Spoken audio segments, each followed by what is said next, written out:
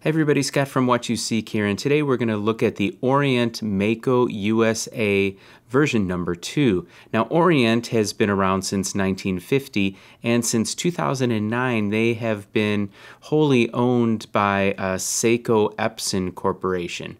They are a Japanese company, obviously, and this is the Mako USA. The Mako USA is an update to the Mako, and the Mako USA is only available through Orient USA's website. With the Mako USA, you get a sapphire crystal as well as some solid end links. There are 3 different dial variations of it. Today we're going to be looking at the white dial. There is also a black dial and a blue dial. So let's get into the case dimensions. So the diameter of this watch is 41.5. We have a height on this of 13 millimeter. Lug to lug is 47, and we have a lug width for the strap at 22 millimeters. The case is stainless steel, and let's see if I can get this to focus a little closer. There we go. And we have brushed on the top, and then we have polished on the sides. You can see there's a nice shape to this as we go across here. The lugs are drilled, which is really nice, easy to change out the strap. And a neat little touch here, so we have brushing on the top here, and then right on that little smile there, that is polished in there. We have some nice crown guards on here, covering the crown. I will say the crown, it's a little hard to grab a hold of. It's fairly flat and polished, so you really have to kind of crank down on that to get that to move. I would have preferred to have some nicer, sharper edges on that to grab a hold of. So on the back of the case, we have a solid case back. I don't know if we can see in there. There is a dolphin motif. There we go. Maybe see some dolphins in there. There we go. Screw down solid case back. This watch is rated to 200 meters. So water, diving, snorkeling, any of those kind of activities is not going to be an issue. The bezel here. First off, the bezel does sit just slightly proud of the crystal. It's kind of neat. So it gives, like if I take my chopstick here, if I'm running across this crystal, you can see it stops there on this guy. So what that means is the bezel itself kind of protects from any damage to the crystal. This is going to take the brunt. That's kind of nice. I like that. And because this is a little higher, we do get a little shadow line there, a little detail that's nice on there. The bezel itself is 120 click, and kind of like the crown here, turning the bezel is kind of tough. It's very, very secure. There is no play. It is solid. So I really do like that aspect to the bezel. It is an aluminum insert here, and we do have lume. Oh, there we go. Come on, come on. Turn over and nail that in. So we do have a lume right here at the 12 o'clock position on the bezel. So the crystal here is a sapphire crystal, like I mentioned in the introduction there. It is completely flat. So you see when it hits the light, you can see the dial. Now you can't. So completely flat, and I didn't see anywhere on their website about any anti-reflective coating, and based on the way that's popping back at me, I don't think there is any. So let's get right into, I guess we can continue on with the strap here. So this bracelet, I will say this bracelet, I was pleasantly surprised. I own a couple Seikos, and if I do get it with the metal bracelet, usually the first thing I do is change that out. But this bracelet that it came on, it feels really nice. It wears really nice. It is brushed on the top here, so we have a nice 3-link bracelet, polished on the sides, and we do have solid end links here. On the clasp end of the bracelet, push to lock there, and then you have this safety clasp. So it's signed there, Orient. So undo it here. And it is a double push button to release. So I can't push one and the watch accidentally, or the bracelet accidentally opens up. I have to push on both.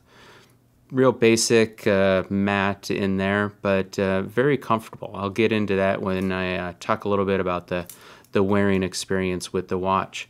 So let's get into the dial. So this is a white dial diver here.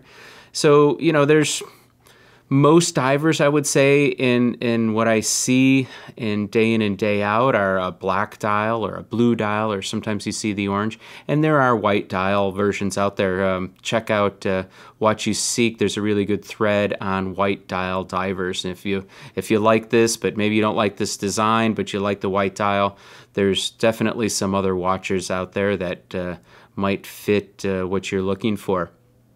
So Orient calls this a stark white dial, and I would call it a matte dial. There's not a lot of reflecting going on there, and there's not any texture. There's no sunburst or anything. It is a stark white dial.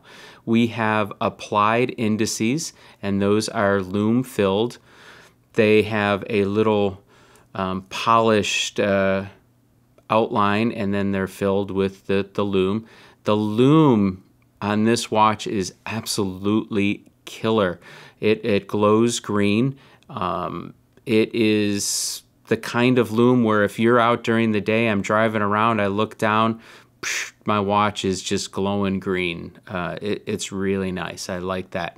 So on the flange on the inside of the dial here, we have a black ring that goes around, and then we have little printed minute marks there, some bigger ones for the hours. Going inside here, we do have a day and a date, and there is a nice bezel on the window there. I do like the fact that it is a white date dial with black printed on there, keeping with the whole black and white theme of the watch. We have minimal printing. We have the Orient logo here with the name. There's some text. It's in a nice script. It doesn't take up a lot of the dial. I have in for review a Tudor Pelagos, and that's got like tons of writing on the dial. I like the space. There's a little air on the dial. The hands are very nice. We have lume, this sword hand here, filled with lume. It is a black painted hand. All the hands are black painted here, and it looks as though they're, you know, I don't know painting techniques, but like if you were to take the hand and dip it in the ink, so it has a curve to it. It's not completely flat, and what that means is the edges of the hands, it's going to pick up some light. It's going to pick up some highlights and shadows on there. So it's a nice black. We have this killer arrow on the hand, the hour hand here, of course lume filled there, and then the second hand, nice thin second hand with this nice arrow leading into a point here, a nice black counterweight on the back. So very legible.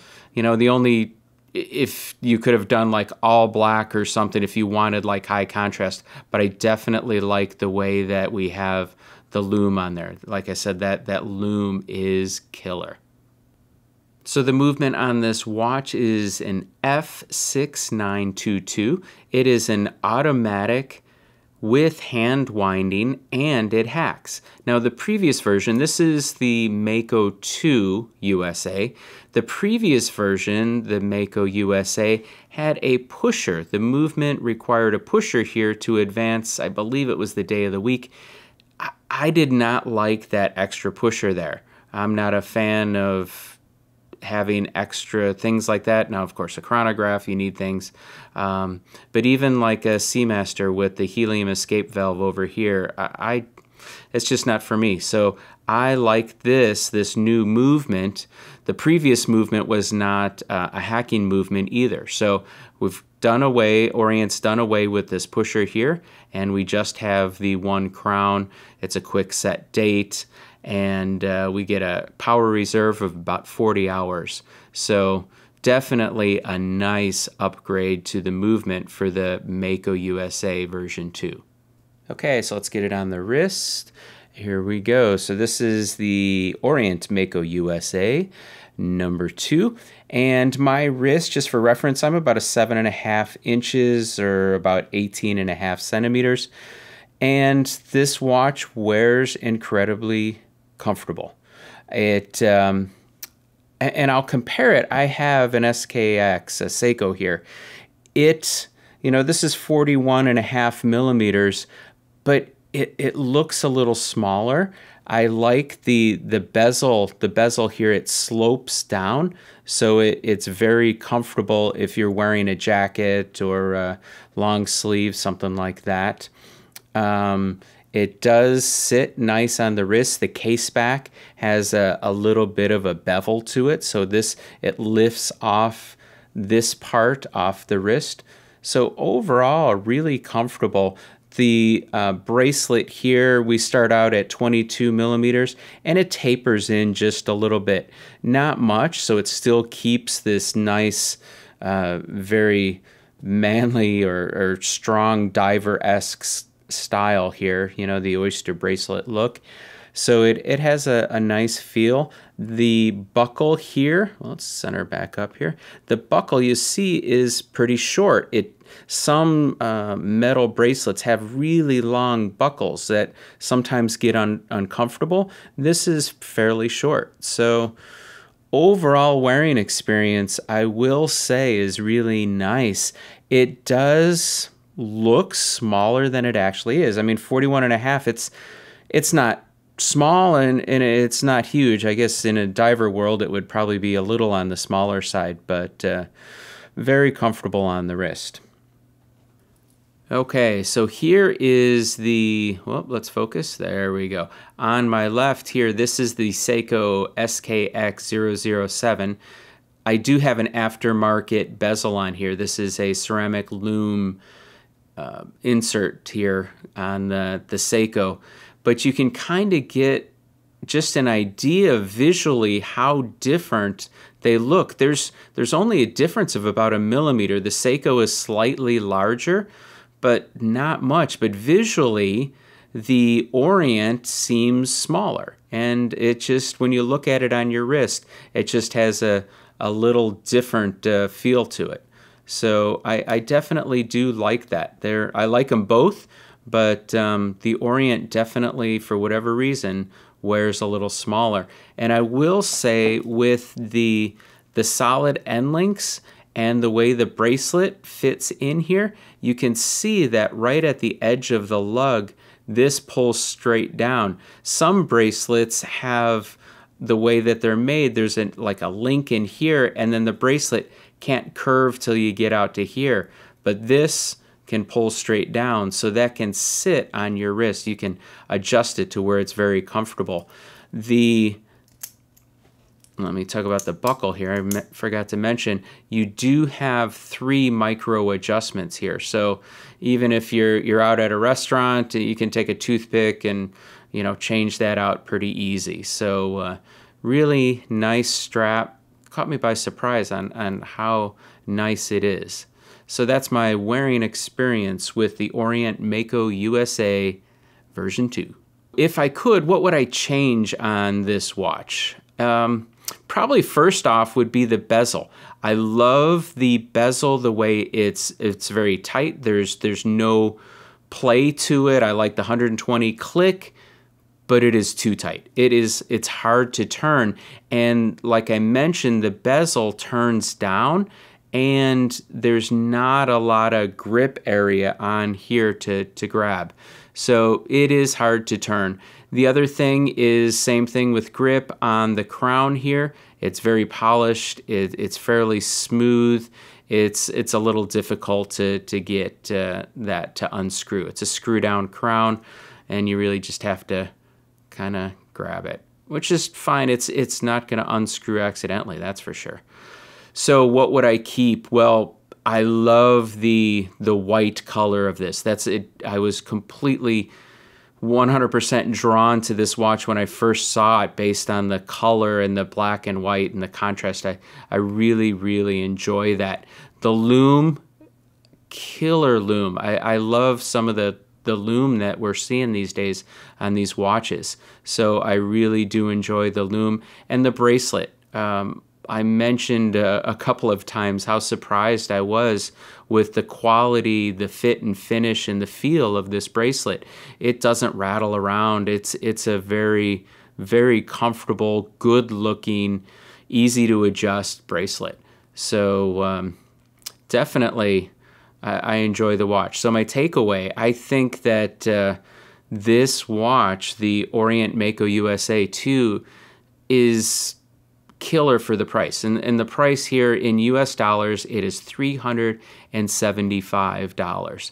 So for $375, you get quite a lot of watch. I mean, the movement, this is a manufacturer movement. This is made by Orient. It's hacking. You get a 40-hour power reserve. It's a nice movement. You get a sapphire crystal, solid end links, and of course the white design. So I really think that Orient did a killer job on the Orient Mako USA #2. Hey, if you liked the video, give it a thumbs up and be sure to leave comments below and subscribe. Thanks for watching.